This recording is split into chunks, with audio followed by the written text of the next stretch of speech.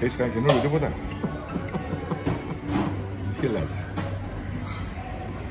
Ένας τροφονόμος σταμάτησε ένα σωρουμένο χάλια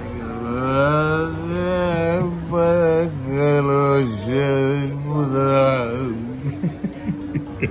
ελέγχε αυτόν τον τροφονόμο, φέρνει. Αγκάιντε. Στάει γύρω το αυτοκίνητο. Τερί, καλοτερί. Πλησιάζει το σωρουμένο. Λέει τον. Λίβα.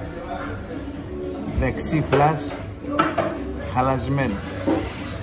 Τα στόπ δεν ανάβει. Αριστερός καθρέφτης τσακωμένος. Οι αλλοκαθαριστήρες ελίαν και χάθηκαν. Το κόβω κάνα 500άρικο. Για τον εσωρωμένο. Λοιπόν, τα παράδειγμα και διαφέρνε με. Πέμε πότε θα είσαι έτοιμο το αυτοκίνητο.